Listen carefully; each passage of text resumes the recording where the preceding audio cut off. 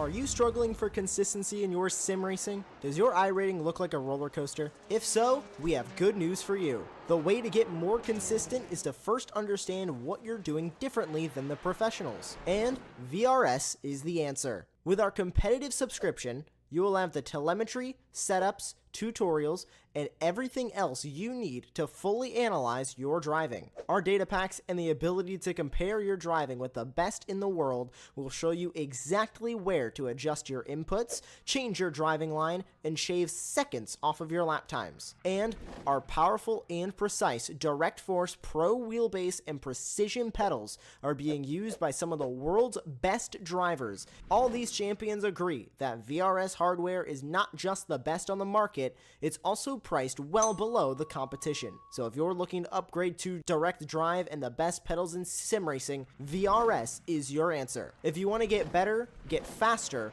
and make it happen sooner rather than later, you owe it to yourself to find out why so many people are switching to VRS. You'll be so glad that you did. Visit www.virtualracingschool.com and learn why the best use VRS.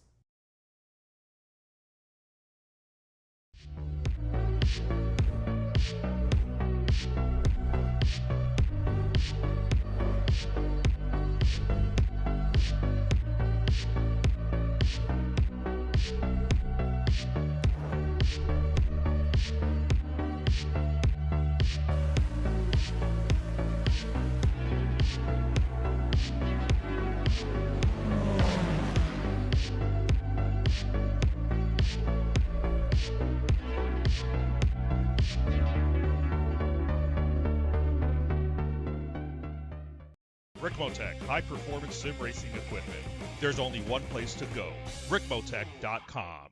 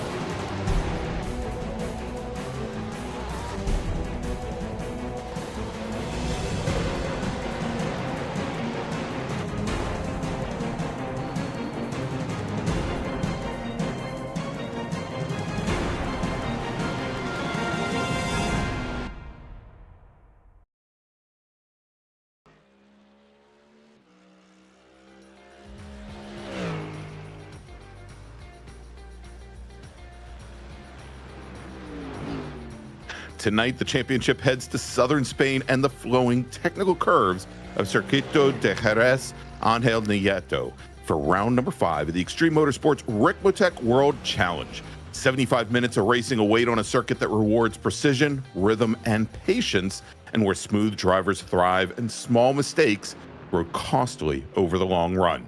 I'm Greg Ginsburg, along with Larry the Microphone McLeod, and in the commentary box with our rock, Jonathan Grabowski, who's behind the scenes making sure all the viewers here on Apex have the best seat in the house. And so 4 rounds into season 15, the championship battles are tightening everywhere you look. In GTP, the title fight's beginning to take shape as a 3-way battle with Bailey Petrowski, who's led the standings all season with remarkable consistency, 2 wins, and never finishing worse than 5th. But momentum is building behind him is João de Gregorio after a slow start, and Josh Chinsky now sit just over 30 points back and separated only by a single point themselves. And with 4 rounds still to run, tonight could mark the moment the chase truly begins for that class. While in GT3 Pro, the championship may be the tightest in the entire field, with Jeff Brooks and Ethan Bass arriving at Jerez tied for the lead, with Brian Coxon just a single point behind after what I think he will consider to be a disastrous race at Monza that dropped him from the top of the standings. 3 drivers, 1 point, and every braking zone tonight could shift the balance of the championship. And finally, in GT3 AM, the question has become simple. And Larry, I think that question is Can anyone stop Corby Cercone? With 3 wins in 4 races, podiums in every round, and the cleanest incident rate in the field, it's built him a commanding lead. But challengers like James Vogler, who we're going to talk to in just a little bit, and Dan Carrillo, they both know the margin for error is razor thin, and one mistake could bring the fight right back to them.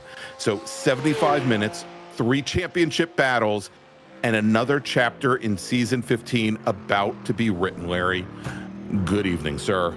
It is a good evening. Yes, I'm excited to be back. Sorry I had to miss the round that we had last week, but we are here. We're excited. We missed a round? What? We did. Wasn't World Challenge. It was that other series. We'll get back to that next week. But we are here. Yes, things are intense. Corby Cercone, he's been dominant, but there's battles everywhere else, as you say. I'm excited. I'm excited for this track. We don't see it too often. It is newer on the platform. I love driving this track, so I'm excited to see how well this races in this multi-class World Challenge format. Yeah, Larry, of course, the Jerez, a track that is still used quite a bit by Formula One for testing, hasn't been raced I believe since, was it the 90s, was it the 97 Grand Prix? I just remember, at least way back then, when, you know, because I'm an old man, of course. I'm too young to remember that. But of course you are, but that's what when Jacques Villeneuve got together with Schumacher. And Villeneuve, I think, got his first championship. Schumacher got together with so many other Williams drivers, you know, over his history. I don't know. But anyway, we're right in the middle of Speed Lab qualifying here at Jerez. And right now we are on board watching Ethan Bass from Orbit Drop Bear Motorsports in his Ford Mustang, currently 6th fastest, currently working his final of 4 flying laps. We give all of our drivers 15 minutes and 4 laps in order to set the grid for tonight's race, as we move over now to Corby Cercone, who is our AM category provisional pole sitter. He's just wrapped up his flying lap. Of course, all of our AM drivers, they've got the green numbers and windshield banners and mirrors, etc. on their cars. That's how you pick them out. But at the moment, he's got, Larry, 5 cars, 5 pro drivers between him and Michael Klimovich from Slow Bros, who's going to start second in the AM category. As we take a look now at Jeff Jacobs from the SCCA Foundation and his Aston Martin, that was his cooldown lap. He completed his 4 flying laps. He is going to start 15th in pro, and like all of our pro drivers, they've got the red. He's got the red number boards and windshield banners on his wings. And I believe we've got one final GTP racer on track. That is Tyler DeZube from SRT Esport in his Porsche 963. He's now working his final flying lap. He is currently 8th in that GTP field, 8th out of, I believe, 8 cars. So let's see if he can move up as we follow him on his final flying lap. And as of course, all of our GTP racers, they've got the black number boards and windshield banners. But looks like most of our racers have now headed to the pits. And hopefully, as we watch Tyler here complete his final lap, we'll hear from James Vogler, a privateer racer who is currently right up there in the hunt in GT3 AM. Currently, tonight is qualified 5th, maybe a little bit further back than he wants. But we'll see, and hopefully we'll be able to talk to him before our racers head out on track. DeZube coming across the line, completing his final flying lap. And Larry, he turns in a 129.11. That beats out Fernando Takahashi for perhaps the spot that neither of them wanted. It beats Takahashi out for 8th. They're both going to start on the 4th row in GTP, as we now go on board with Pan Hirade from Lead Paw Racing, currently working his 3rd of 4 flying laps.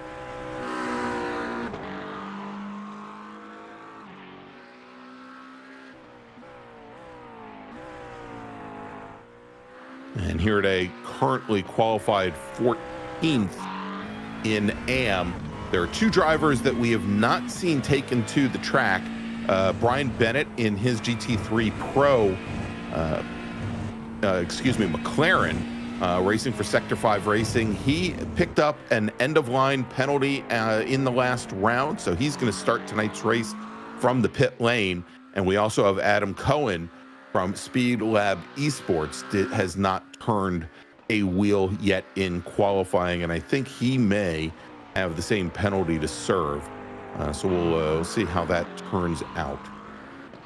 Well, welcome everybody joining us here on YouTube. Looks like we've got the Klim Club reunion here this evening. Yeah, as always, a good support here for the Klim Club and the Slow Bros every single Monday night. So it's good to see them back. Love the livery on that car. All right, is here today now. Did not improve on his third flying lap, so he is now working his fourth flying lap. And of course, this is round number 5 of the World Challenge. In 2 weeks, we're going to be at Suzuka. But another, of course, Formula One track that, well, we're going to see the real-life Formula One folks at in just a few weeks as well.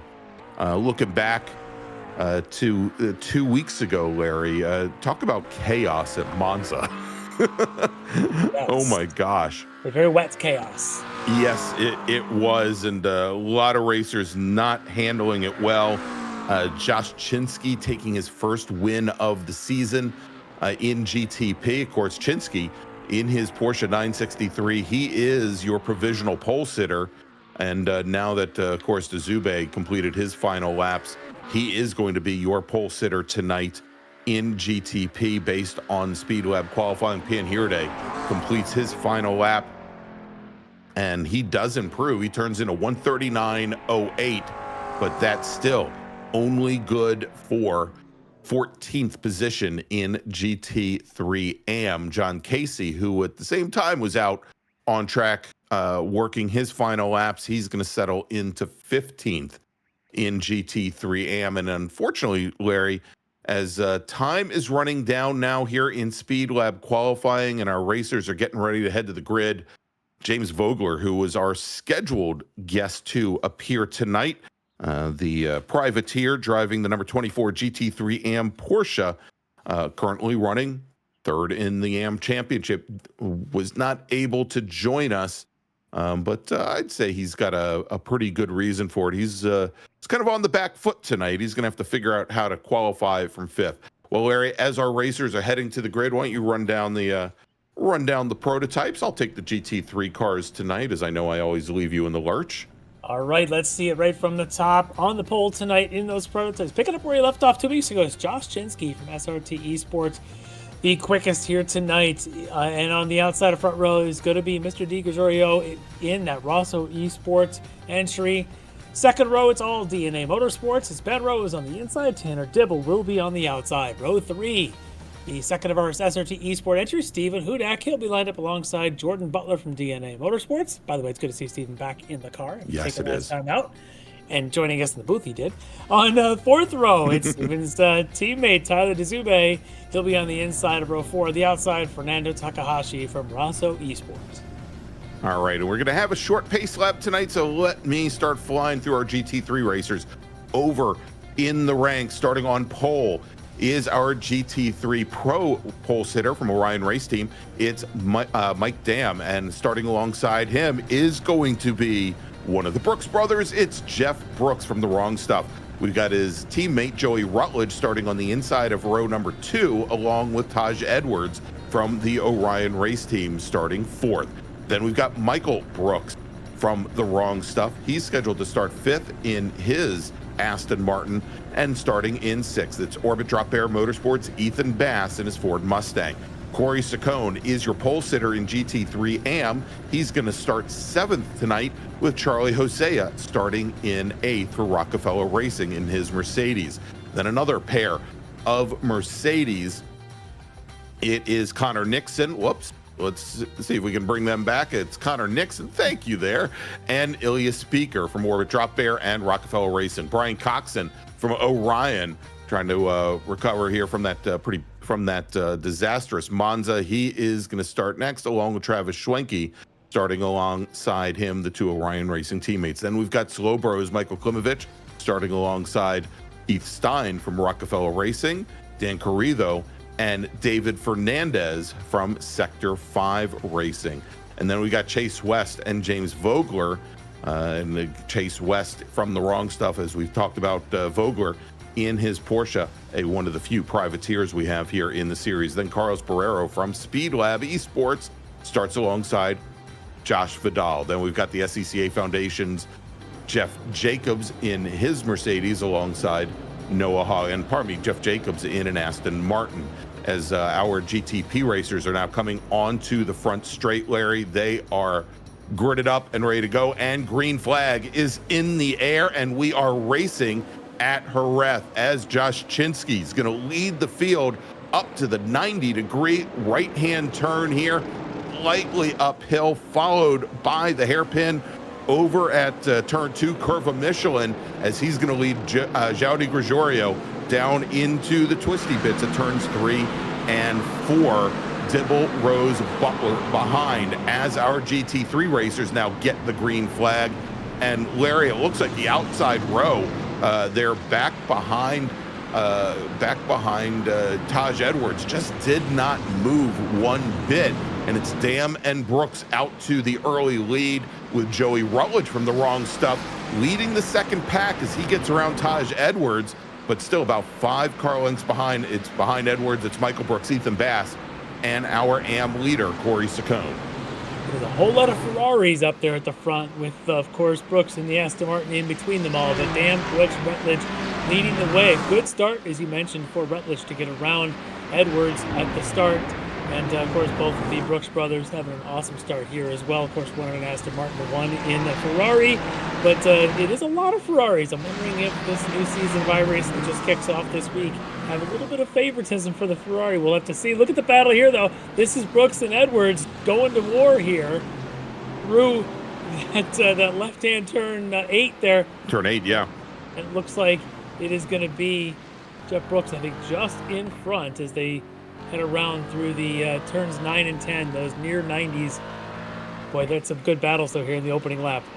Indeed, as we look at this fight here, and a little bit further back in the field now, as we watch Travis Schwenke, who's made up one position, got around Brian Cox and his teammate on the start, trying to chase down the McLaren of Corey Saccone in his McLaren. If he can get by, that definitely puts the two Rockefeller Mercedes under watch there, as we see them now coming down into turn 1.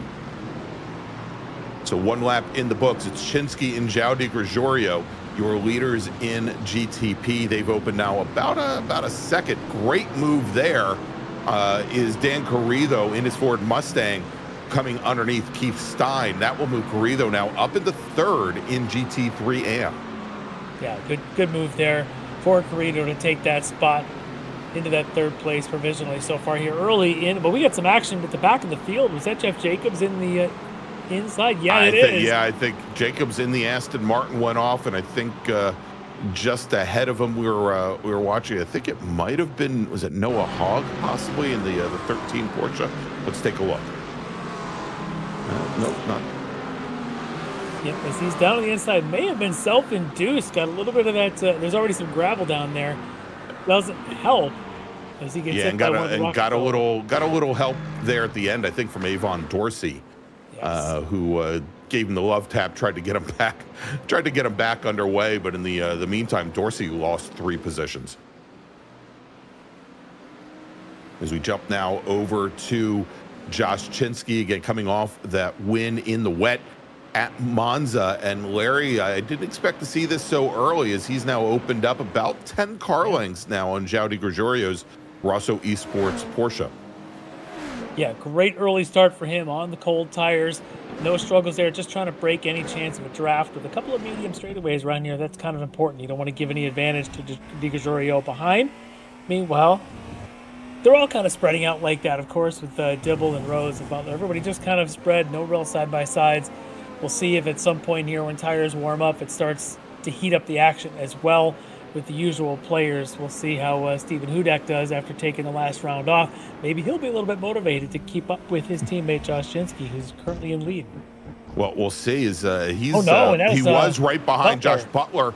And Larry, I was just going to mention Butler, who the rear end looked like he was still dealing with the cold tires. Just before he went into turn 11, the rear end stepped out on him just a little bit. There was just that little bit of a wiggle. Mm-hmm. Doesn't take much. You can see he gets down by the apex and then just gets out there. He's able to recover quickly, not before losing 2 or 3 spaces, but that's all it takes. That corner is so tight, it comes up on you so quick, it's so easy to lose out. Meanwhile, let's flash back here to the GT3s. Look at these teammates now with Rutledge and Brooks side by side, just ahead of Taj Edwards. So Rutledge in the Ferrari, Brooks again, the first of the non-Ferraris in the field with the Aston Martin, as Taj Edwards takes a quicker. Actually, Taj Edwards now going around. I was just going to say that Larry, that Connor Nixon from Orbit Drop Bear had taken a look right underneath of of Taj Edwards, and I don't know if there was contact there. Now we know the answer. Definitely contact there, and there may be some officials reviews going on for that one. Yeah, so that is now going to drop Taj Edwards all the way down to 14th in Pro, but 20th in the GT3 field altogether, as David Klimovich from Slow Bros Racing now finds himself looking the wrong way now as he gets back underway 14th in AM, as they were heading out of the hairpin or the curve of Michelin over a turn 2. Yeah, that is not going to make the Klim Club very happy. No. And we've got looking in the chat, want to welcome Rachel Sunday back. Larry, I think between you and me now, we've made more with Rachel than we've had in the last 2 years with Apex Racing TV. So want to thank her. Remember, tip your waiters and waitresses. Money, but somebody does. Yeah, exactly.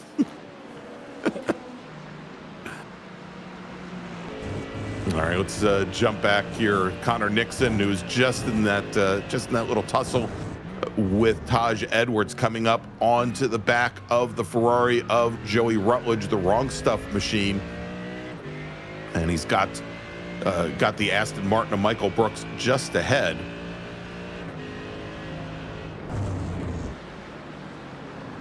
As they rise up the hill into turn 1.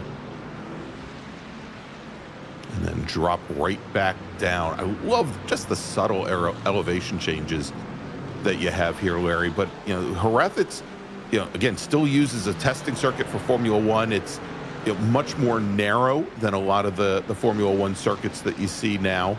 But so far, very good racing between the two classes. We'll see what happens when the GTP racers start to come through that GT3 field. It probably won't be very long either, as we're working lap 6 now for those GTPs.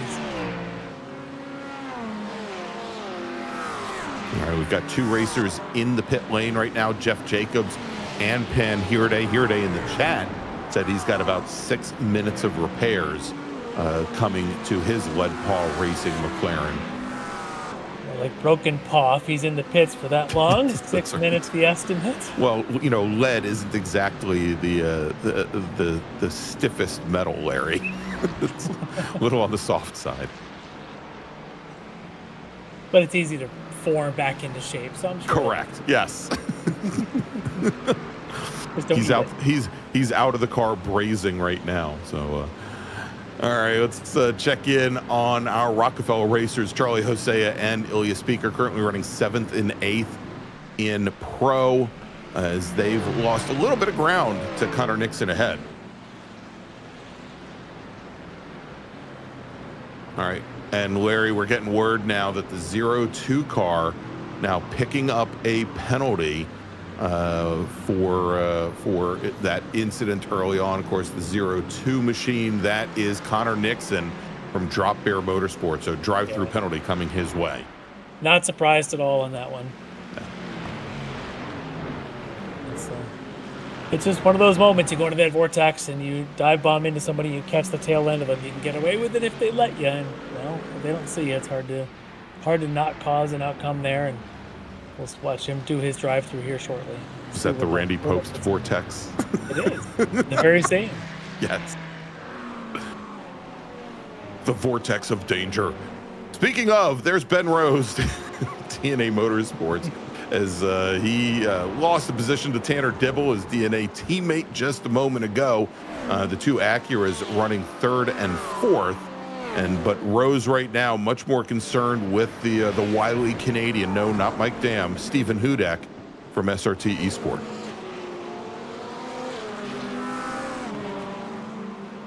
Oh no, I'm hearing there may be harm happening to multiple Klimoviches here. This is Michael. Appears to be on his own going between turns 7 and 8. No. That is not the right line, but doesn't appear to hit anything. And no, sir, No. you cannot park there. And Larry, the rear end started stepping out on him literally from the moment he turned in. It kind of electric slides out, but either way, you don't want it. Boogie, woogie, woogie, woogie, yeah. Oh. Is Hudak almost said Hudat. That's Ben Rose's rear end. Looks like he might have stayed off the back momentarily, but caught out just a little bit by the exit speed. I tell you, that turn 1, turn 2, the whole section there is just, it's so treacherous for me. The uphill climb as you go through that tighter than 91, and then it kind of goes down the hill, off camber through 2. So ridiculous. But the payoff is when you come out of 2, around 3 and 4, and then all the way up to where they are now for this long right-hander 5, it is so much fun. A lot of cars, you're flat through all that section. You get to 5, you do have to back off, but the reward is if you turn in just right, is you get to carry all that speed down here to this turn 6 hairpin. Yeah, down it. I love that. Exactly, in the Danny Pedrosa, exactly. Yeah, it's great. Ooh, little flash of the lights. Yeah, I'm not sure what Hudak was so concerned about there, but as we watch now, both Rose and Hudak right in the middle of this GT3 traffic that we knew they were going to be coming up on soon, Larry.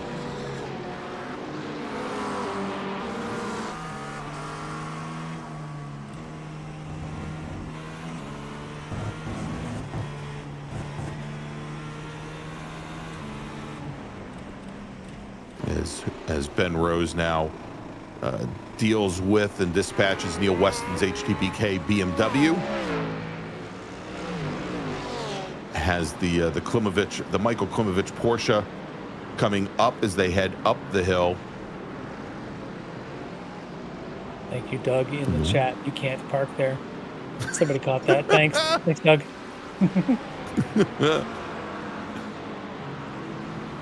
Oh, the battle for the lead in GTP is on as they work their way through traffic. Di Gregorio on the back, basically, of Joshinsky as they work their way through this GT3 field, and it's not going to get any easier. They've got about the top 10 they still have to get through. Yeah, it looks like they just got by, I think it was Taj Edwards in the Ferrari. That's Vogler now in front of them, and maybe is that Keith Stein, the next one? Yeah, the BCR machine, that is Keith Stein with Carrillo just a little bit ahead. And Stein with the only Chevy Corvette in the field. Oh, and Stein almost chopped down right on Di Gregorio. Very snug, not much room there, about 1.05 car widths. Catch in with Stephen Hudak and Ben Rose. Oh, look at using the GT3s like a pick. Like a Cameron Boozer pick for the bucket. You know what I was doing last weekend. Yes, exactly. You were watching basketball, though I thought you were more concerned with Carlos Boozer.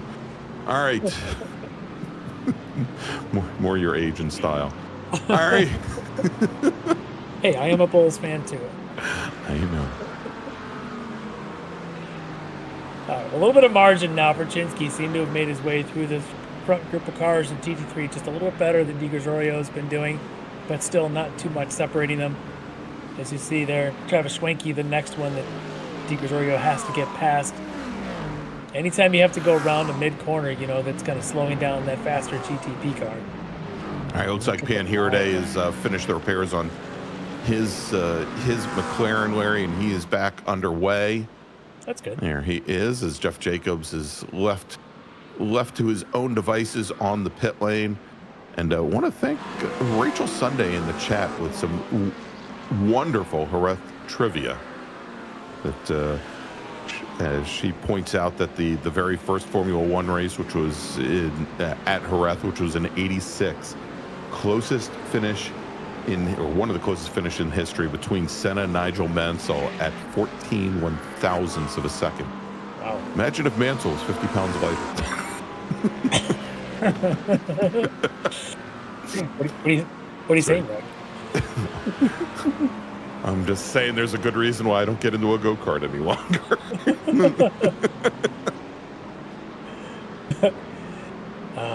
Sorry, we won't hold it against you. We know you're fast in a tin top. It's fine. Yeah. That's what I tell myself every single... You're very fast when you're rolling through a gravel trap. Yes. Exactly. I saw a video of a Spec Miata wreck at VIR this weekend. I had flashbacks.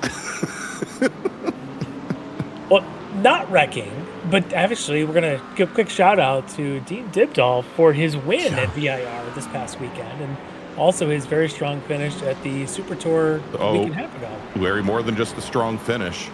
He actually took the win after the winner on track was disqualified. So Dean Dibdahl with his very first Hoosier Racing Tire SCCA Super Tour, and as you mentioned, his first win at VIR as well, beating up on, in both cases, a lot of pro racers in the real life MX5 Cup, and young Dean, who got his chops here in the Ricmotech World Challenge and some of the other Ricmotech series. Yeah, he did himself well. Yes, he has. And so we're obviously proud of that. Somebody who came from this series, or at least dabbled in it for a little bit of. Maybe it's someday he'll come back. Dabbled in it. Yes. He did. He did. He dib-daddled in it. Dib-daddled. But we obviously want to congratulate him on his successes and continued. He's so young and so fast.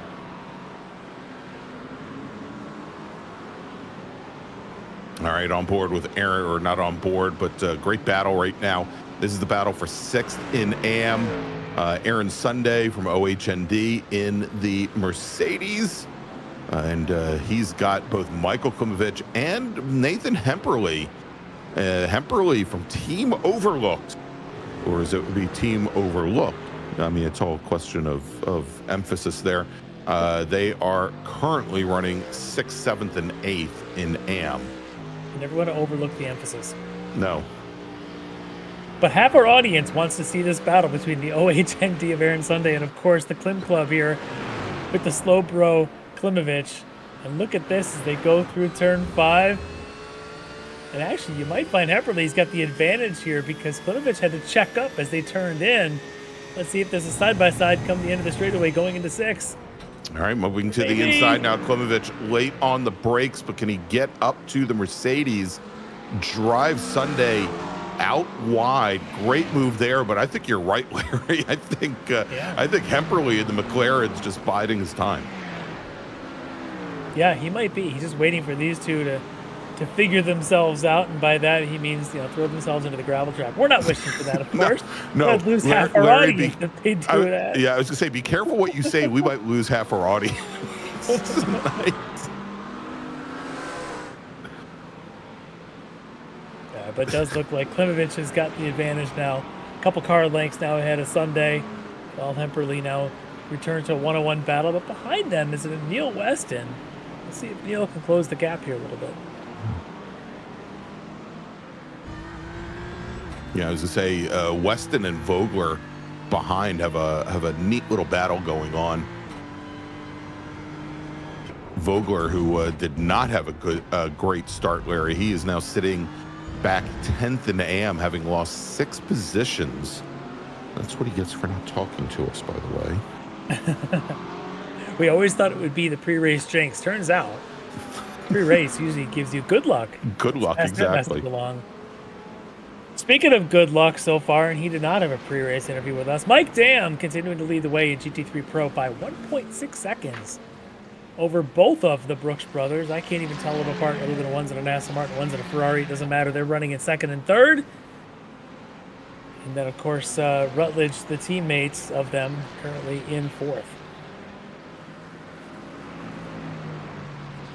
There's Michael, just having a Takahashi getting around him. Cleanly. I thought you were going to refer to it as if he had a Takahashi was a noun. Well, he is. He's not a verb. Oh, that is true. Is it an adjective? Possibly. A Takahashi moment? Takahashi-esque. Oh, this might be one for the archives, Larry. Has Connor Nixon served his drive-through yet? I believe he has, right? Yes, he has. Okay. Well, he's come back out in the middle of traffic here. Yeah, dropped 6 positions overall. He's now sitting 12th in Pro, and that would make him, I think, 15th out of all the GT3 cars. Okay. And, of course, Carlos Barrero from Speed Lab.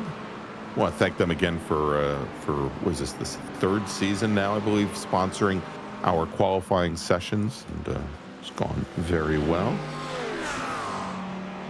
And speaking of which, Larry, of course, we want to mention that tonight's race stewards, who are making all those fine decisions when our drivers don't make fine decisions, they are all provided by the SCCA Foundation, which provides funding for the SCCA Academy, training the next generation of race workers and volunteers that make real-life road racing events possible. For more information, head on over to sccafoundation.org.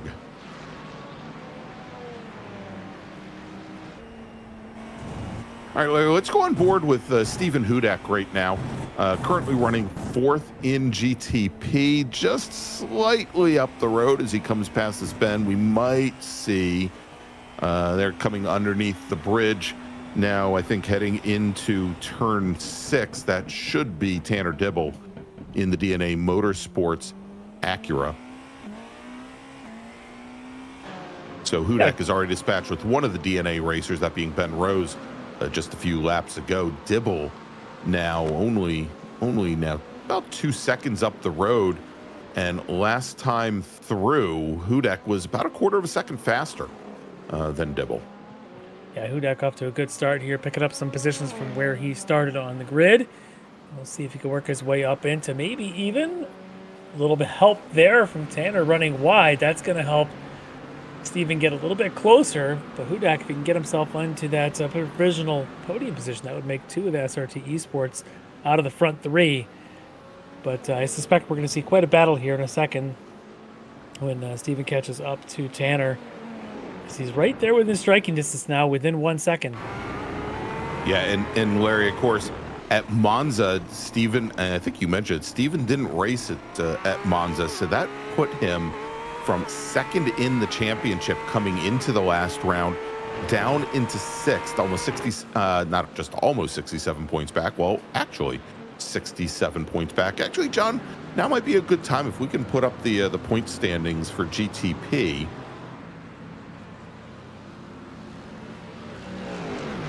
Well, we'll get to them hopefully in just a moment.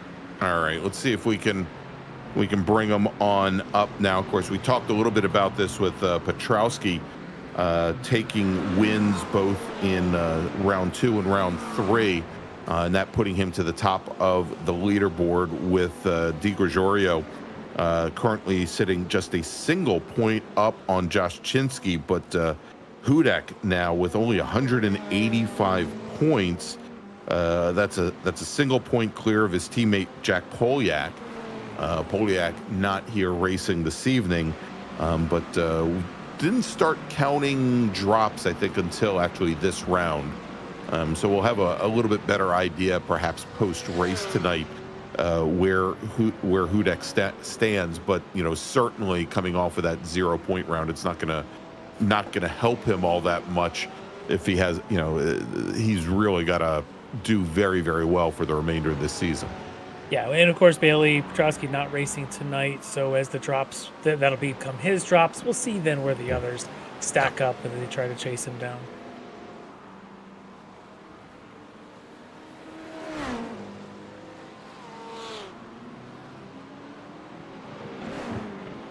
All right, as we check back in on our leaders, we saw Chinsky, and Chinsky's got a nice bit of clear track, but look at this as Tanner Dibble now starting to chase down, Stephen Hudek starting to chase down Tanner Dibble.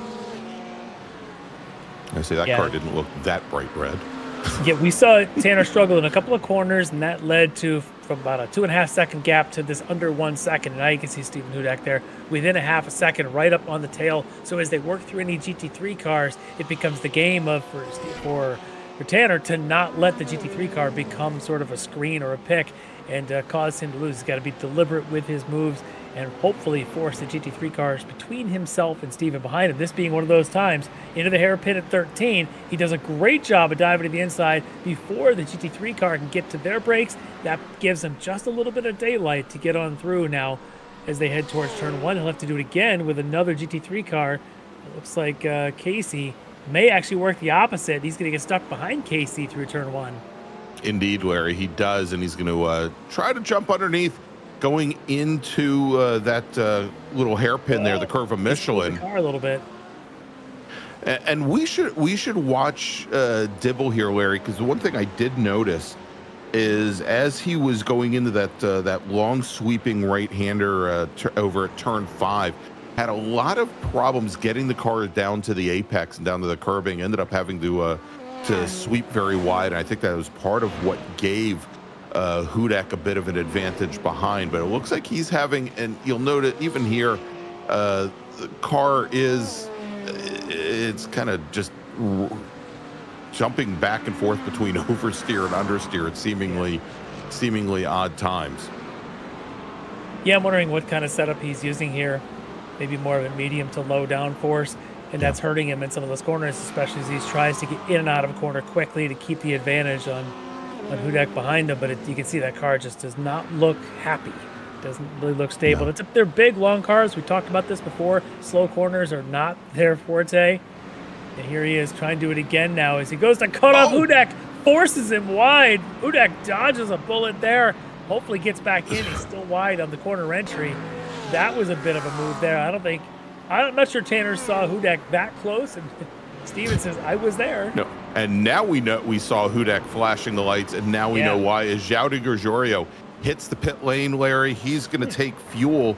We did anticipate that the pit window for the GTP racers would open up right around lap 17, and as de Gregorio completes his 17th lap, he's the first to head to the pit lane for service.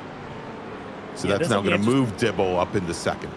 Yeah, it'll be very interesting in his chase of Josh Chinsky now is separating himself.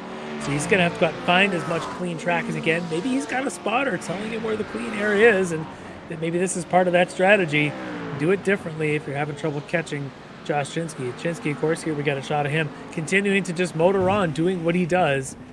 As he's going to be catching some more GT3s. Pretty much got to expect all night you're going to be able to go a clean lap without catching one. Yeah, but he's got a couple more GT3 racers up ahead, but he has been in a nice little pocket here while Dibble and Hudek and, as de Gregorio head to the pit lane. I think one of the issues, one of the reasons why he did is he was coming up on a very big pocket there. So let's see as Chinsky now stays over driver's right. That's going to set him up, put him to the inside going into turn 1 as he now clears a couple of our GT3 racers.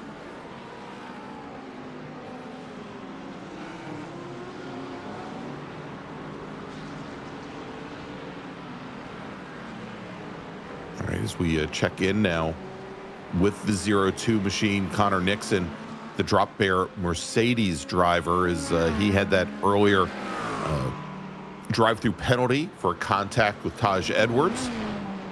He is now up to 11th in pro, and that should put him 14th out of all the GT3 cars. He's working his magic now on the McLaren at Chase West. Gets that pass made. Yeah, well done there. It's definitely a tall order to make a recovery after taking an early race penalty, but he's doing what he can, making quick work of some of the drivers he's confident he can get by. At some point, though, the delta of speed isn't going to be quite as great. It's going to be a challenge, but be a fun one to keep our eyes on for the next 45 minutes or so.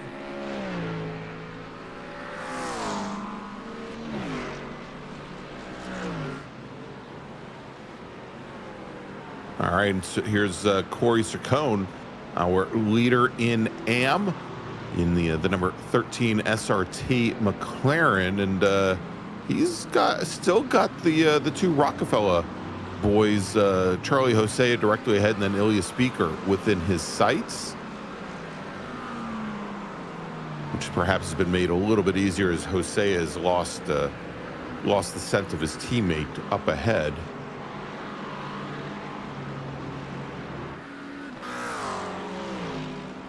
And so Ciccone now has won 3 rounds out of 4 so far.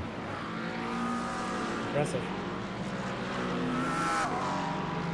And currently leads the GT3 AM Championship by, about 26 points, I think it is. Somewhere along those lines. 24. There you go. Perfect. 24 points. For those of us who can do quick math. Thank you. So it was only round number 2 that Ciccone did not win, but he came out with a 2nd place. So, talk about limiting damage there. So great run so far for him. The only other race winner, Dan Carrillo, who's currently running 2nd in the championship, did have the win there in round number 2. In his Ford Mustang.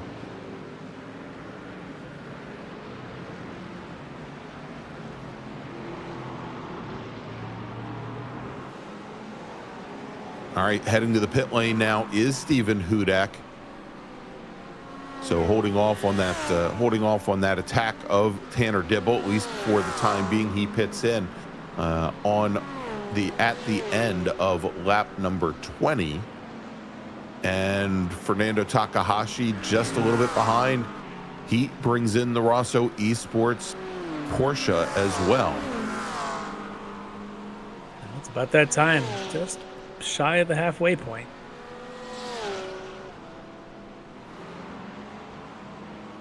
We'll see where they join in relation to João de Gregorio, who was our first driver to head to the pit lane.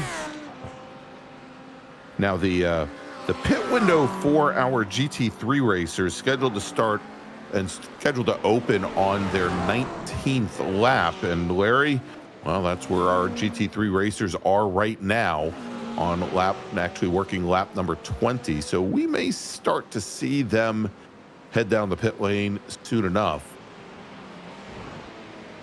As Takahashi now rejoins about 20 seconds in arrears of Stephen Hudak. Both racers with a very similar time in their pit stall.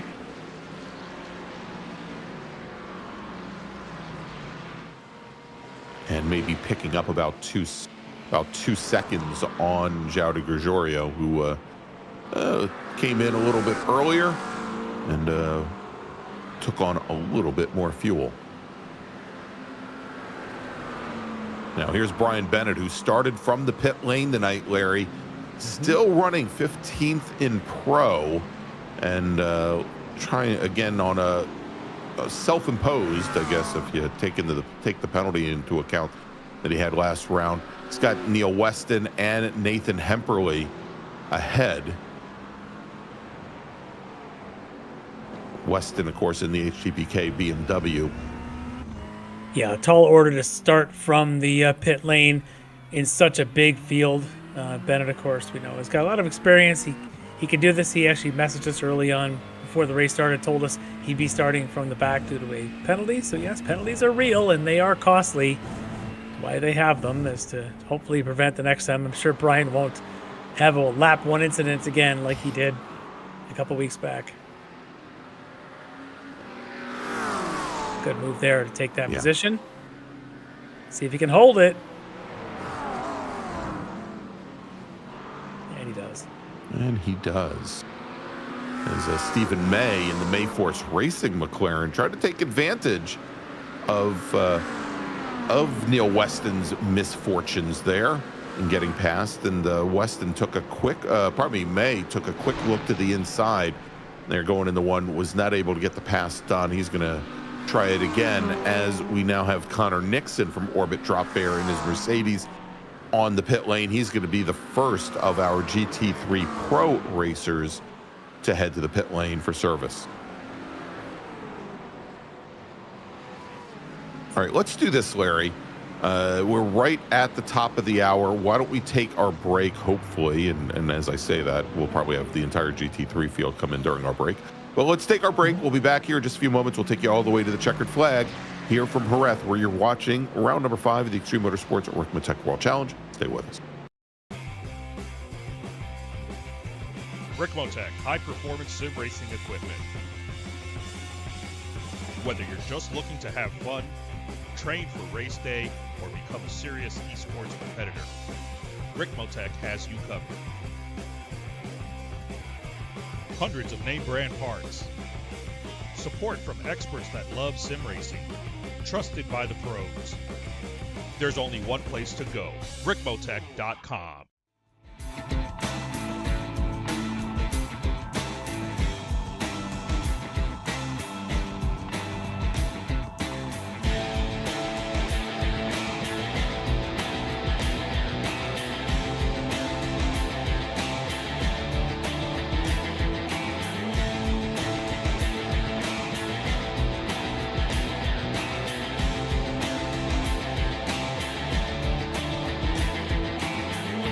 SCCA Foundation is a 501c3 organization serving as the charitable arm of the Sports Car Club of America. One of the programs partially funded by the foundation is the SCCA Academy, an online learning management system used to keep real-life racing track officials up to date on the highest standards of race safety and officiating. Through this program, the SCCA Foundation is supporting the future of the best trained corner workers and event officials in motorsport. You can support these efforts at www.sccafoundation.org.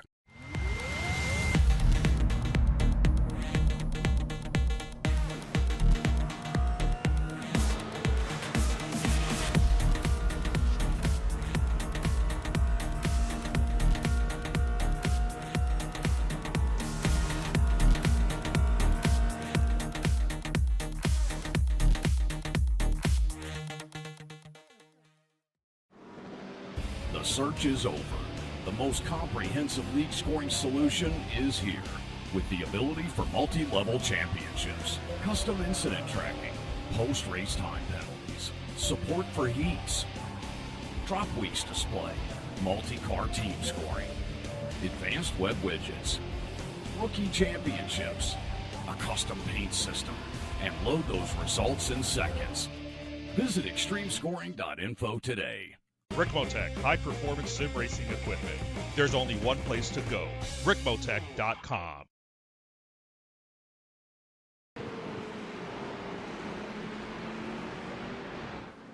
Welcome back to Circuito de Jerez, where you are watching round number 5 of the Extreme Motorsports Ricmotech World Challenge here on Apex Racing TV. I'm Greg Ginsburg, along with Larry Lefty McLeod.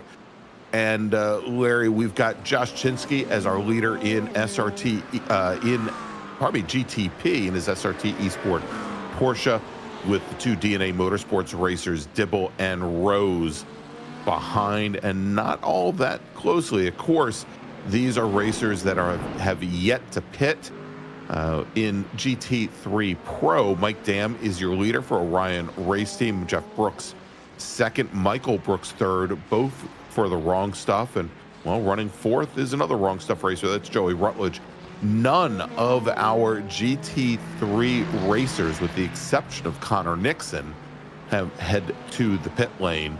At least none of the GT3 racers, that didn't have either penalties to serve or damage have gone to take service. And speaking of Noah Hogg, it looks like he may have just had an off in his number 41 Porsche. He gets that car back underway for Velocity Motorsports. Let's take a look, see what happened.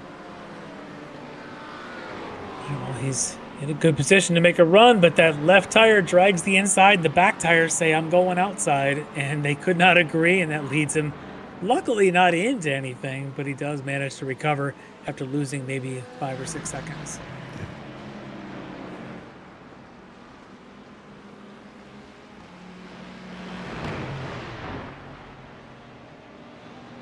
All right, here's Michael Brooks, currently running third in Pro, very closely behind the Ferrari, his teammate Joey Rutledge from The Wrong Stuff, as these two men are running about 5 seconds off of Jeff Brooks ahead.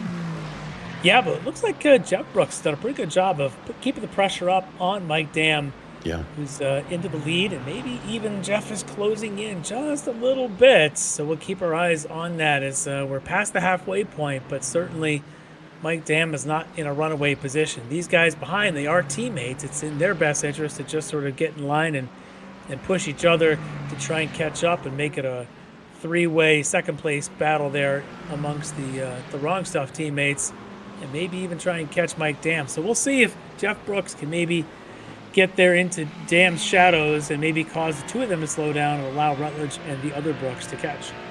Yeah, looks like that was that Ben Rose from DNA, I think, trying to find a way through. As we go on board with Jeff Brooks, our second place runner from The Wrong Stuff. You can see there just ahead, our leader in Pro, and Mike Dam in his Ferrari. Travis Schwenke now looks like the first of the group to head to the pit lane. Also from Orion, he had the Aston Martin. And Larry, I'm surprised because Schwenke's usually the one who, at least of the Orion team, usually runs the longest on fuel, but he happens to be the first one in, and this may have just opened up the dam as Josh Vidal from HSR Phantom Racing now heading to the pit lane as well.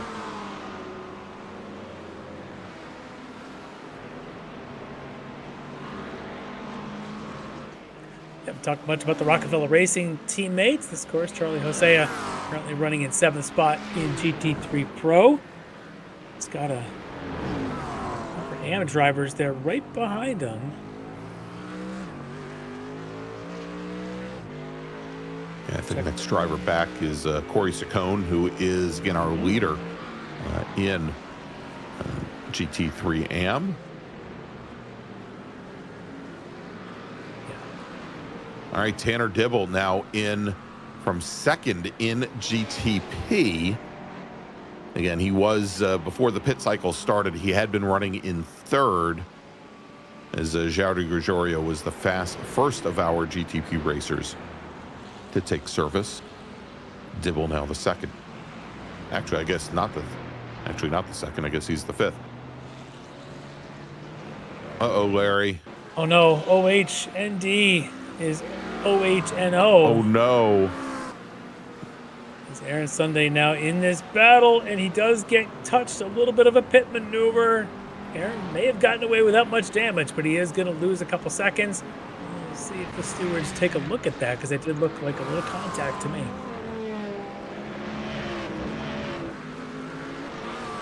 No, Rachel is definitely not happy. And Larry, did you catch the number on that bus? I didn't catch the number of the other car involved. Are you sure you want to? Let Rachel know who that was? Was it Vidal? Send somebody out. We'll catch the number of that bus at some point, but Rachel's thinking his race is over. All right, well, let's see here as Nathan Hemperly comes down the pit lane, and Larry, it may have been the team overloaded McLaren that tapped the rear of Aaron Sunday's machine. just aggressive racing, but sometimes even aggressive racing can be a little bit too much. We'll have to check back in soon with Aaron to see his progression. Meanwhile, this little inter-class battle here going on, of course, with Corey Sarcone leading in GT3 AM, still on the back of Charlie Hosea in that Rockefeller Racing GT3 Pro car. And, and things have been tightening up. And now as Corey Sarcone's going to head down the pit lane to take service, Larry, as Dan Carrillo had gotten within two cars of our leader in class, Corey Sarcone, and Carrillo now, and perhaps as a response to Corey Sarcone taking service, Dan Carrillo comes down the pit lane as well. Oh, Larry, dabbling with the throttle, Tanner Dibble. It's going to hurt his position here. Let's catch that replay on this one. Again, that's that same corner two. Tough spot for him. Oof. Unable to get that back in. We were saying it earlier. It looked like the car was a bit twitchy in that corner. I think that may have finally caught up to him.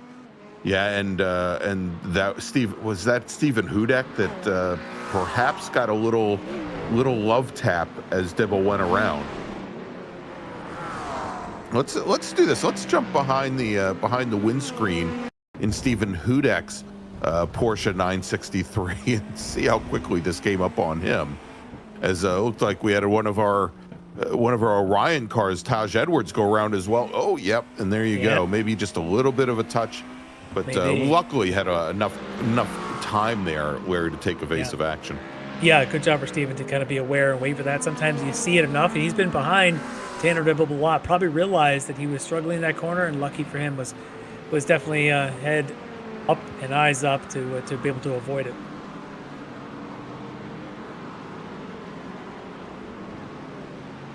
All right, so in AM with Sarcone and Carrillo taking to the pit lane, that's going to move Keith Stein in the Rockefeller Racing Corvette up to the lead in AM. He is running 7th in the GT3 field at the moment. And he now has, he's got a lot of clearance here in AM as Michael Klimovich brings the Slow Bros Porsche onto the pit lane for service. And so now I think 5 or so, actually it'll be, it'll probably be Corey Sarcone jumping back up to 2nd in a few moments here in AM with about 8 cars separating he and Keith Stein from the lead. But that should put Sarcone easily back into the lead once Stein takes service.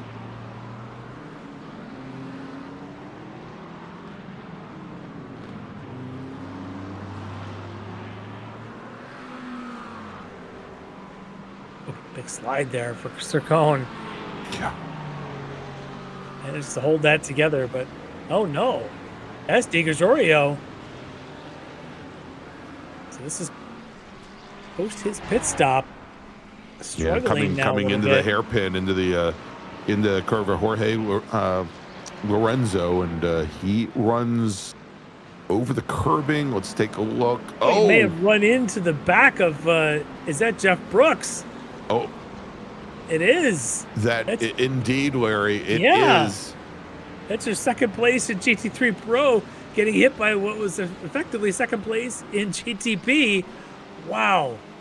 Let's take a look at it again here as he rode right up onto the back of the. Yeah, you watch as he gets there. Here we go. You watch as he gets into the view here, and he's starting to judge which way is Brooks going to go, and I think he misjudges. Brooks holds his line left. Gregorio was thinking he was going to move right, and he didn't. And then this is just, aftermath, unfortunately, for both of them. It looks like maybe Brooks's car didn't get that poorly damaged, but he does drop down the order. He's in the pits. Yeah, he heads into the pits now, but he had just passed the pit lane entrance as he got clobbered there. And so he had to work his way around an entire another lap, but he is on the pit lane. And Keith Stein takes service in his Corvette. That now puts him 3rd in AM. So it looks like, we'll see here All right, and Mike Dam now heading in for service, but we may see Keith Stein might have made a pretty nice little jump there to move up to back up into third in class as Mike Dam now coming in for service. Joey Rutledge from the wrong stuff now will slot in, come down the pit lane as well. And I think with everything that we've seen going on, Larry, I think that moves Rutledge.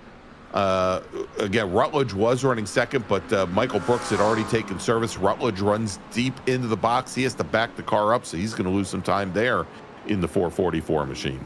Oh, man, it's just a rough go here for the wrong stuff as we go through these pit stops. Mike Dam, though, gets his done pretty quickly. It's going to be good for him as he knows now the fate of his nearest rivals have been struggling. We'll see if he can hold on to that lead. Meanwhile, his teammate, Brian Coxon, assumes the lead. And Doug Glebovich was in the chat asking what happened to Dale Maxwell.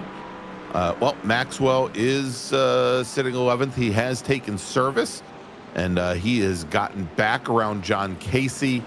And I believe he also passed up Avon Dorsey as well in the Rockefeller car. And so Maxwell running 11th. There he is in that black with red striped and a little splash of blue Slow Bros Mustang. Started 11th, and there you go. Nice pass there on Aaron Sunday as Sunday's getting pushed around just a little bit by Ben Rose in the DNA Motorsports Acura. And Sunday now coming back at the Mustang. Nice move from the outside for Maxwell there. Good little battles, but it is getting touch and go here between them as the Mercedes of Sunday getting close to getting into the back as well into a Mustang. So this is an interesting little strengths and weaknesses corner to corner for these two drivers. Remember, it doesn't say OHND. It just says, oh no. Oh no, and that might have been contact there as well. Contact, and they come both of them almost to a dead stop. That corner is brutal for everyone tonight.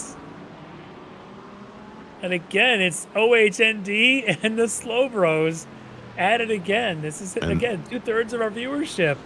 And we've lost the nose Bushford, on that Mercedes is OHN gone.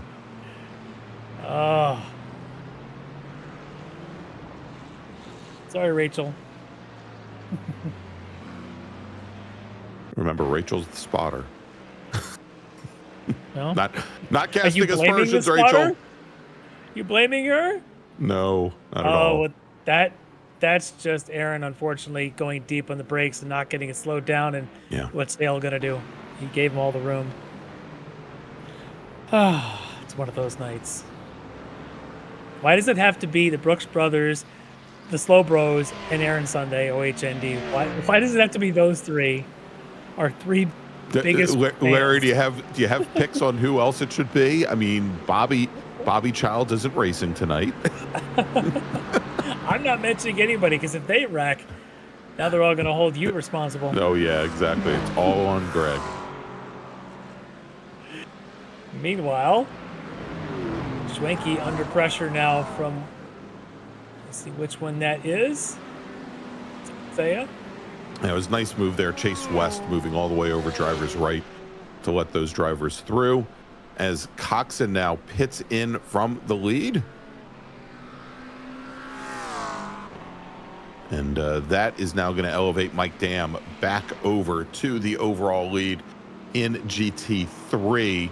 All the racers behind now. And I think, Larry, that will complete the pit cycles for the GT3 racers as Coxon now rejoins and looking to rejoin in 5th position. We'll see here if Ilya Speaker, who is there you go. Speaker just gets by Coxon as they come out of as he comes out of the pit lane.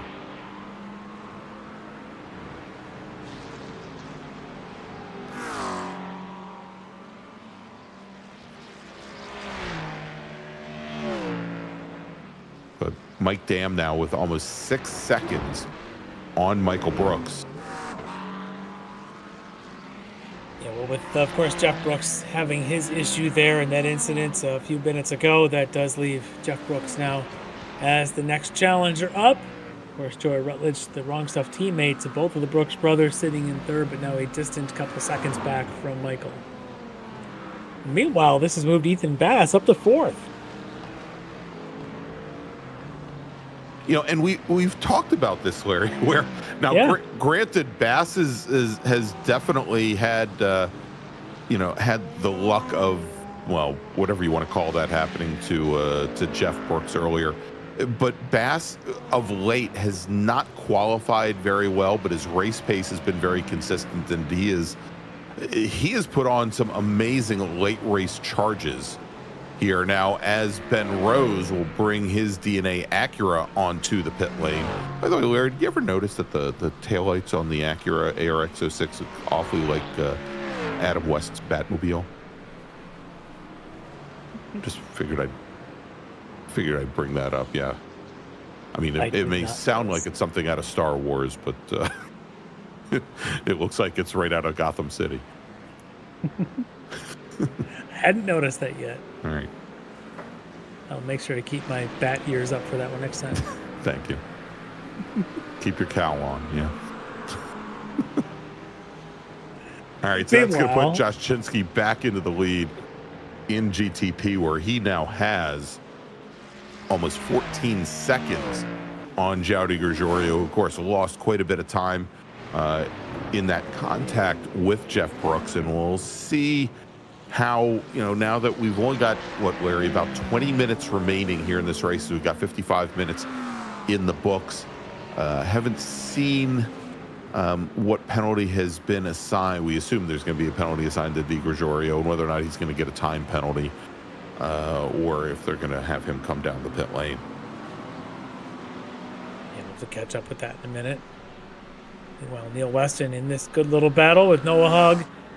These two always seem to find each other. Here they are. Hogg going to try to go to the inside. Nope, just filling mirrors.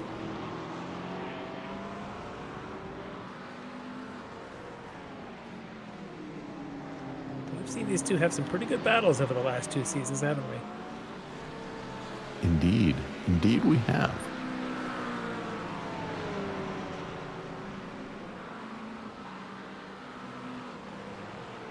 Taking a little bit of dirt there is Noah Hogg as he comes down, takes a look to the inside on Weston.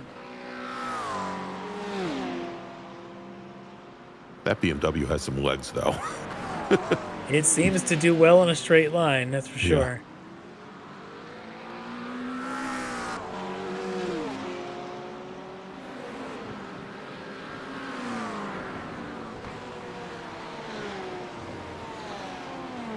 Larry, I'm hearing something that might not make the Klim Club happy.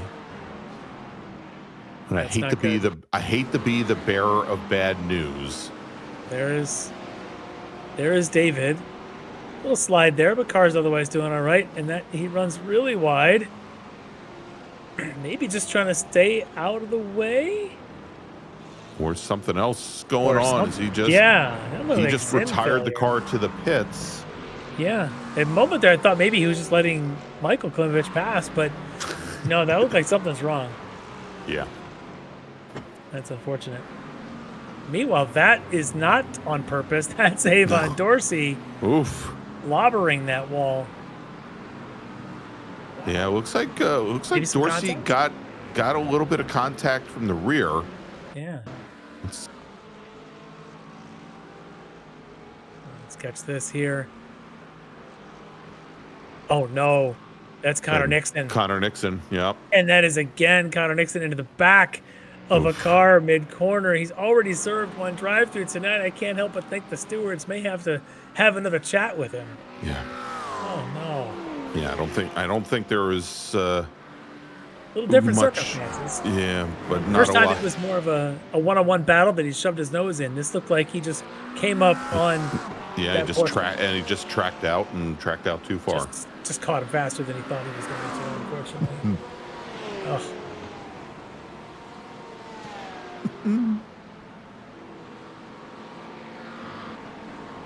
Well, There you go. Who's the 0-2 car? Larry is going to have a drive-through penalty. That's the first penalty I've heard come over the radio in quite some time. And Connor Nixon's going to have another drive-through penalty here. Currently running ninth in pro, 10th out of the GT3 cars. Had a very good recovery after the last drive-through early on in this race, but now he must serve another. Drop and give me 20.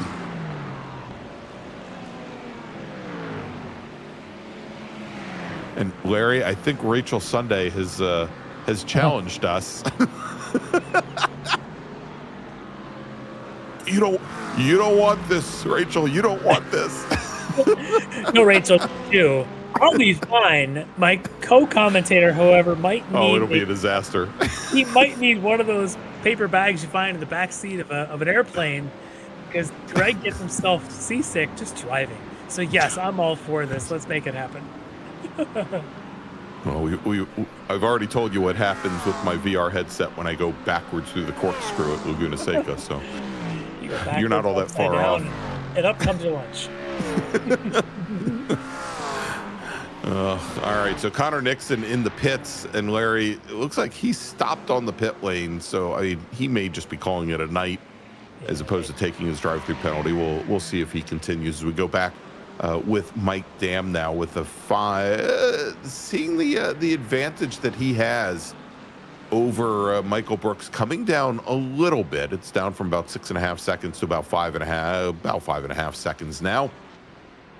But with the loss of Jeff Brooks, he's been pretty much under control here.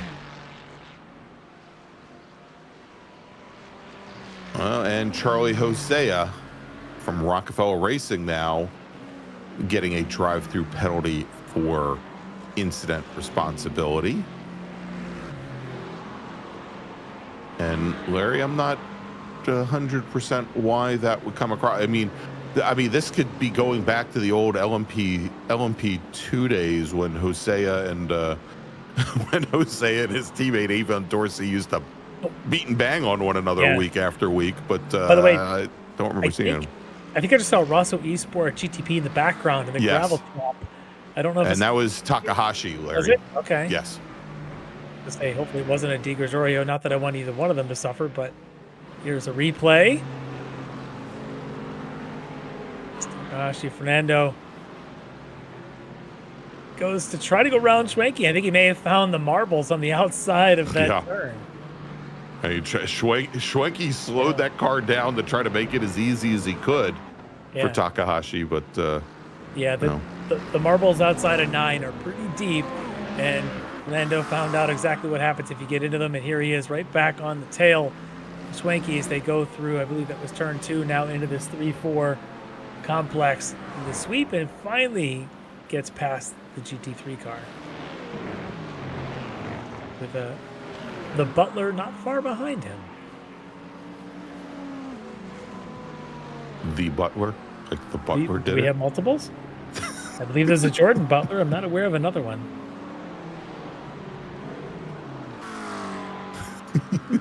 It's always the Butler, Larry. It is. Most most murder mysteries, it's usually the Butler. All right. You can see the Butler in the background there. Just lurking. Exactly. Hopefully not ready to commit murder. Knives drawn. You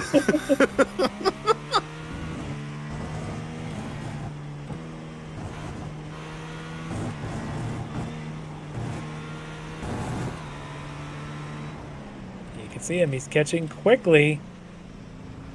Is that Corey Cercone, I think, our AM leader, trying to just avoid all of this.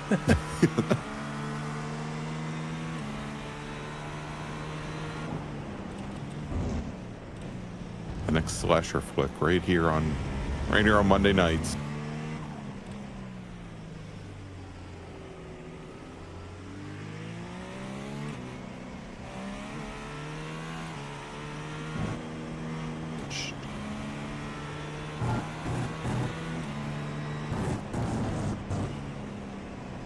We have no one in the race named Voorhees or Kruger. I think we're safe. Yet.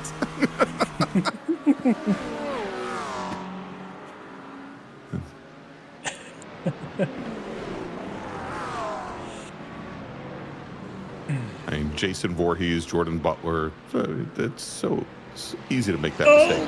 Oh, wow. Well, Ethan Bass taking a look underneath Joey Rutledge. Yeah, this is for third in pro. Yeah, this is for the last podium position, and he had it going there for just a moment as that Mustang just stepped out wide, and Rutledge, well, he also had his challenges through there, Larry. Gathered the car back up, and right behind them is that no, actually that is a little bit further back, I think. Well, we've got one of the Mustangs there. Yeah. Got the Slowbros Mustang a little bit further back there. Maxwell. Remember, Rutledge was running a lot of this race, first half of it at least, near his teammates. Of course, Michael Brooks was leading Rutledge for a while, but look at Bass now being aggressive, it seems, everywhere. Of course, I'm sure he's been warned by his teammate, hey, don't shove your nose in without asking for consent. Because and now look at this as Rutledge is just driving center of track. That's tight. Woo! Oh my, as Rutledge tries to drive Bass over to the very edge of the track and maybe a little bit further than that. But Bass is definitely in Joey Rutledge's head. Rutledge has taken to the gravel traps a couple of times, trying to hold off the charging Mustang. And Larry, we said this, is that Ethan Bass, he's got great pace at the end of some of these races, and he has what now, another 10 minutes to affect some pain on the Wrong Stuff racer ahead. Yeah, it definitely does. Got a lot of time in this. It doesn't have to rush. Plenty of laps, plenty of chances to gather it back up again and take another run at Rutledge.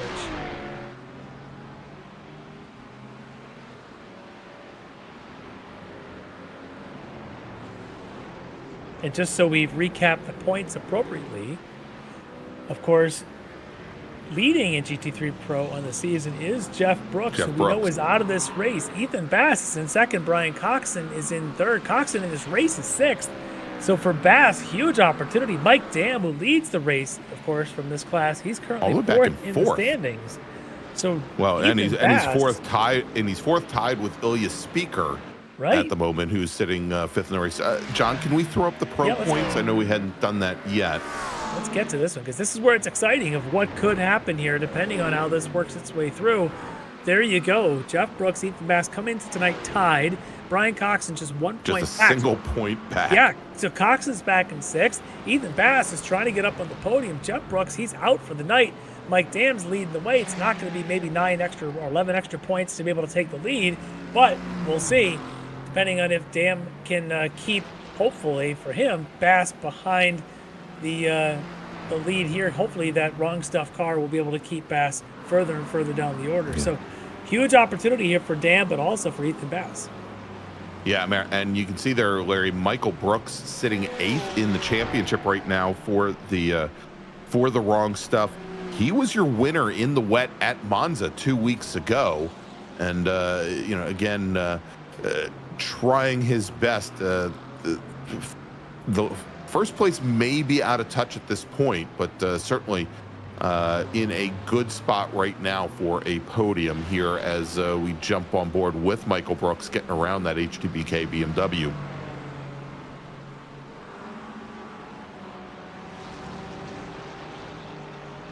And, slowly but surely, though, Larry, also, Brooks has knocked over a second off of Mike Dam's lead. It's now down to about 4 1/4 seconds as Dam is having to fight his way through traffic. Looks like, is that Vogler a hog that he's trying to get around. Yeah, and it could be some of that. It could be fuel saving that Mike Dam has to do at this stage. You never know when you're so close to the end what the strategy is of each driver. But you mentioned about Michael Brooks, of course, running currently in second. He did win the last round. He actually won the earlier round at Watkins Glen as well. Oh, that's right. A second place here to go with those, especially we get into drop season, could propel him up into that top group as well in contention for potentially a podium overall for the season and maybe higher with so many rounds left. So for Michael Brooks, big night, needs this strong finish to get back into the hunt.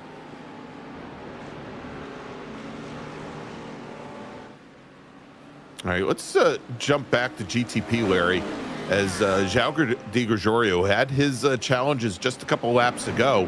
Now has another one of our Porsche racers, SRT Esports, Stephen Hudak, now all over the back course. Hudak has been very opportunistic tonight. We saw passes that he made on both Butler and Ben Rose here early on, and he's now closed things down just in the last couple of laps to only about 3 car lengths.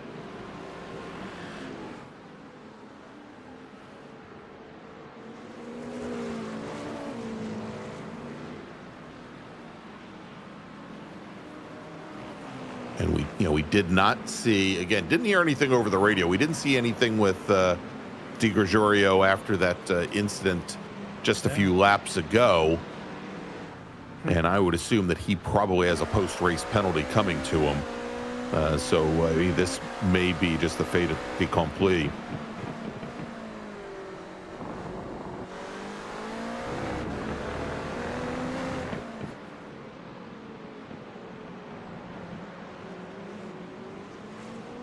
Could be a good little battle here with just a couple laps to go, but starting to run out of time. If you're Hudak, he's in a good position for a podium, but I'm sure he'd love that second step and have a 1-2 for that team. Chinsky has just sort of been lights out since we went green flag about 70 minutes ago and just sort of doing his thing. And there he is with another one of the teammates. That looks like Corey Sarcone, your AM leader. Probably gave a little bit of wave. Got a little Jeep, peace sign as he went by, I'm sure. You're a Jeep guy, I'm sure you understand. Larry, Rachel is cyber stalking us.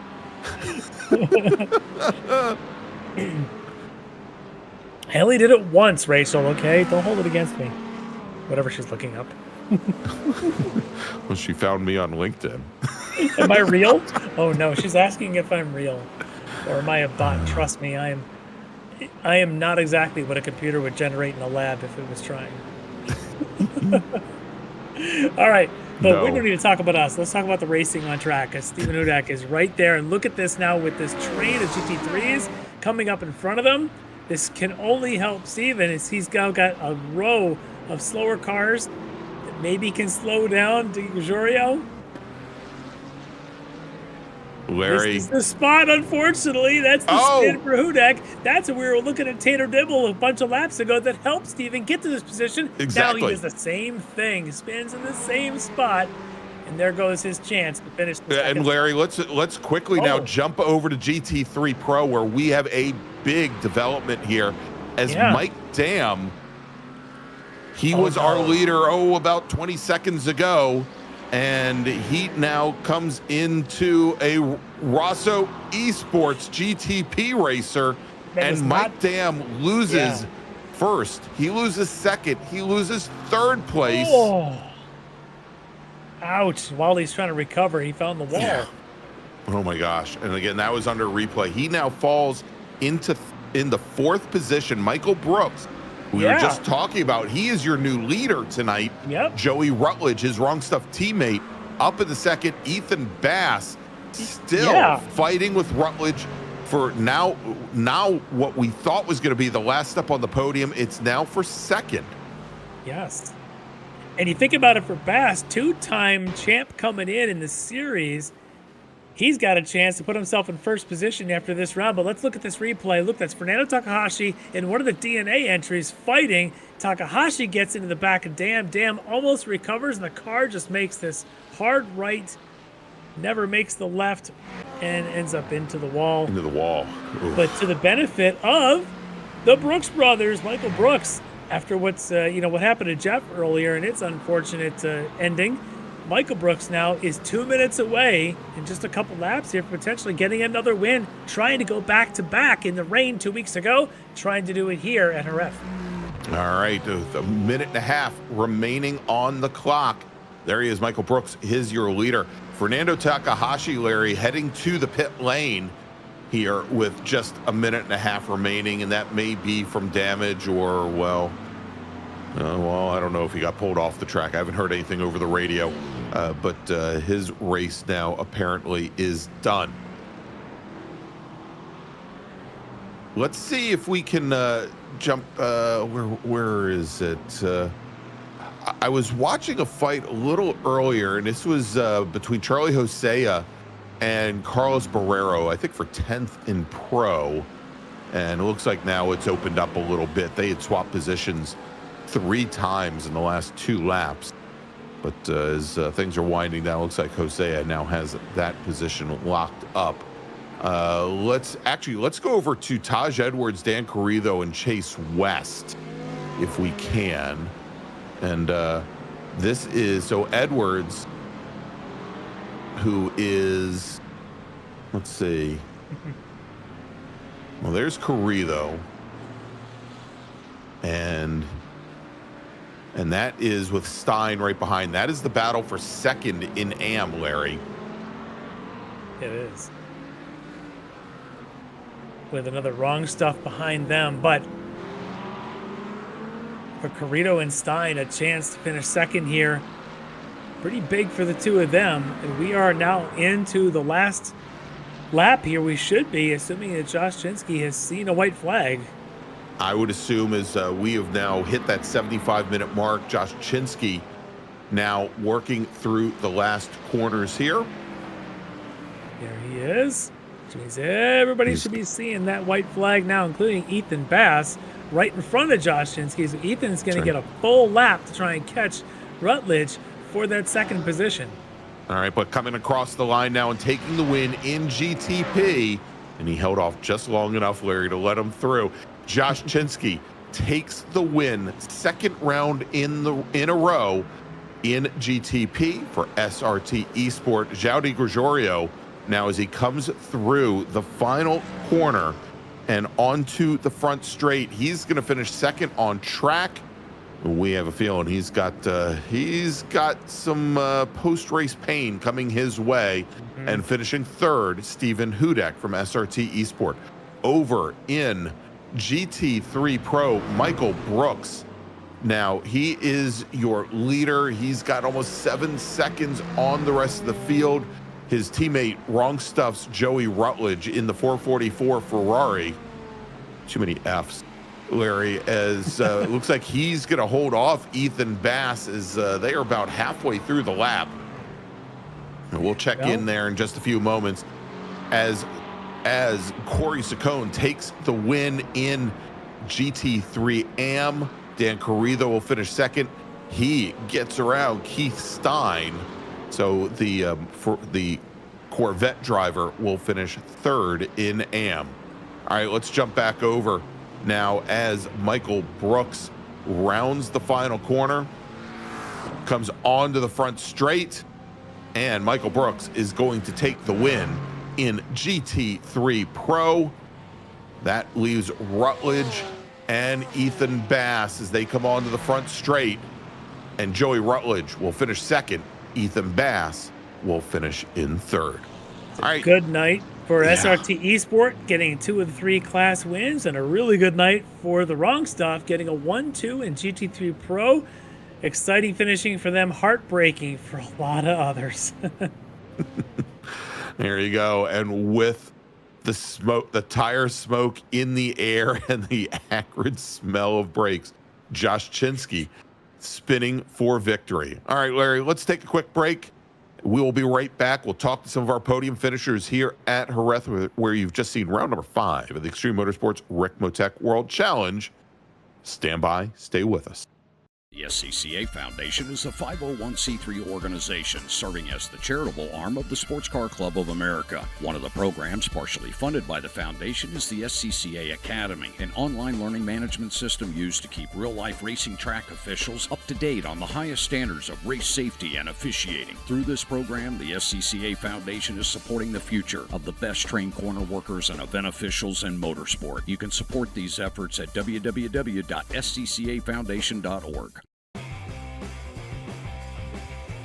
Ricmotech high-performance sim racing equipment. Whether you're just looking to have fun, train for race day, or become a serious esports competitor, Ricmotech has you covered. Hundreds of name brand parts. Support from experts that love sim racing. Trusted by the pros. There's only one place to go, Ricmotech.com.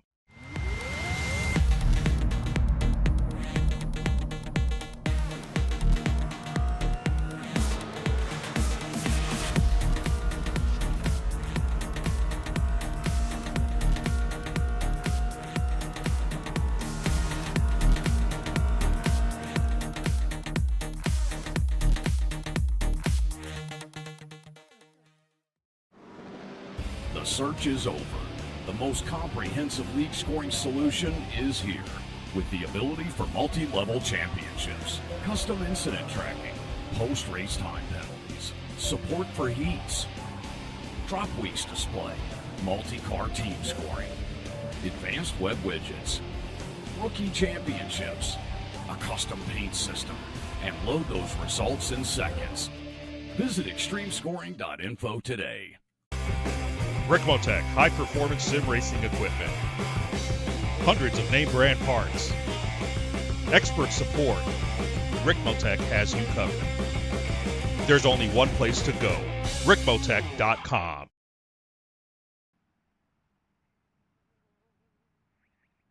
Welcome back to Jerez, where you've just seen round number 5 of the Extreme Motorsports Ricmotech World Challenge here on Apex Racing TV.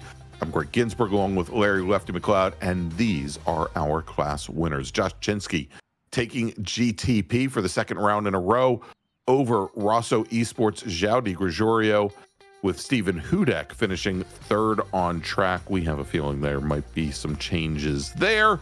Over in GT3 Pro, Michael Brooks picking up the pieces of Mike Dam's shattered race. The Wrong Stuff Racer will take the win in Pro, with his teammate Joey Rutledge finishing second. Ethan Bass from Orbit Drop Bear Motorsports will finish in third. And in GT3 AM, Corey Sarcone notches another win for SRT Esport in his McLaren, with Dan Carrizo from WBM Racing finishing second in a Ford Mustang. And Keith Stein holding the mantle for Rockefeller Racing in his Chevy Corvette. He finishes third. All right, Larry, let's do this as I take a look at the people waiting for us in the green room. First People off, means plural. that is, well, yeah, I guess that would be right, because person would be singular. I can tell you that James Vogler isn't there, but let's bring in our winner in GTP from SRT Esport, driving the number 18 Porsche, Josh Chinsky. All right, joining us is your overall winner from GTP, and the man who worked so hard to not have Greg and I talk about him at all, Josh Chinsky, getting the win tonight. Josh, we really didn't talk about you much. Maybe that's the sign, is if we don't, things must be happening. Well, we were busy protecting ourselves as Rachel Sunday was stalking us on the internet. We're not going to get into that here. We've already got the police on it. But, Josh, great run tonight. Basically, flag to flag here. Getting the win. We thought maybe you were just the rain wizard 2 weeks ago, but you showed us in the beautiful, dry, arid atmosphere here in Jerez. You can get it done there. Tell me a bit about the prep and the execution that goes into a night like this. Yeah, I mean, the prep was just absolutely substantial. I think I went through 3 different sets along with our setup builder. I ended up kind of using a combination of 2 sets. I mean, I probably had at least 200 laps around this track in preparation for it. I couldn't get the car to feel good and then also stay alive at the end. That's really what was the deal breaker here. late stint, I felt of at least the practice that I did with my fellow teammates of like the last 10 laps of the stint. If you cooked the tires too much in the beginning, I mean, the phrase dropped off a cliff is exactly what the tires do here. Yeah. So a lot of it was just trying to learn how to still have decent pace while managing the tires in the important sections. Well, you do yourself a big favor when you get out to an early lead and you've got 2, 3, 4 seconds. And I know that for a while, Zhao was with you as you went through traffic the first couple of times, but you managed to get through that cleanly and build that gap. He later then has an issue that separates you guys a bit. And at that point, are you in that tire saving mode to make sure you can get to that 75th minute without really cooking them? No, I mean, I was actually in tire saving mode from the get-go because it's not really a lot of the high-speed corners around here of where it's a tire killer. Turn 2 and the final corner are actually what kills the tires the most here. So it was really just trying to let the car rotate on its own, and then when I'm getting back on throttle, staying on throttle. It's that like 20% throttle of trying to get the car to turn through the corners that actually destroys the tires here. So really what it became was almost did a little bit of a fuel saving once I had that gap to Zhao of like, yeah, I would have been fine to not fuel save, but I'd rather not push my luck with the traffic. I did have one issue. I'm glad you guys didn't catch it. I apologize to Michael Brooks, who's about to be in here, that I tried to pass him. Well, not tried to pass him. I did pass him in turn 12, and I almost cost him a position. So public apology to him for that. I should know better. But otherwise, it was a great night. This is a fantastic track. It's actually probably one of my favorites. I'd say probably top 10 favorite on the service. It's a super underrated track. Yeah. And when I saw that we didn't have LMP2s for the season, it was even more exciting because 2 classes here, great. 3 classes here, chaos.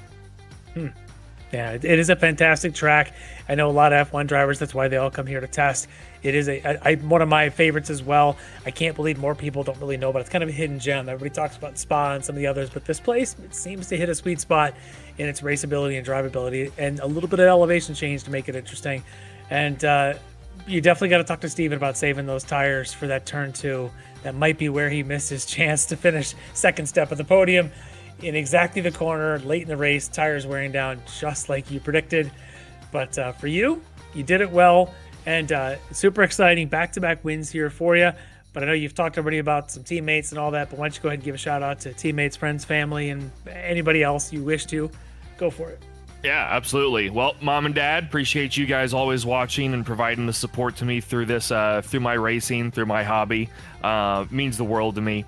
SRT, I mean, you know the drill at this point. I mean, you guys are just thebomb.com. You push myself to be better.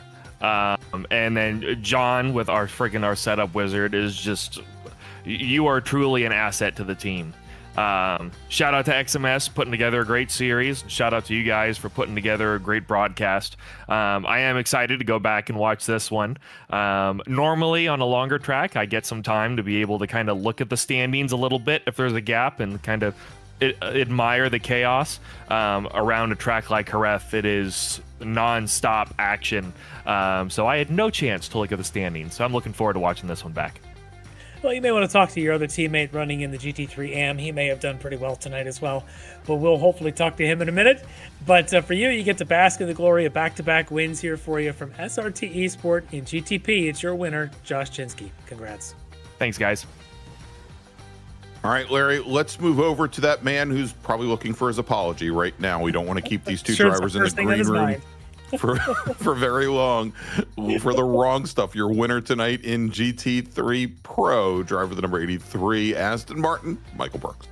Appreciate it. All right, Michael Brooks probably just had a bit of a word there with Josh Chinsky. Josh says he wanted to apologize. We didn't see it, so it didn't happen. That's not what he said to us, Larry.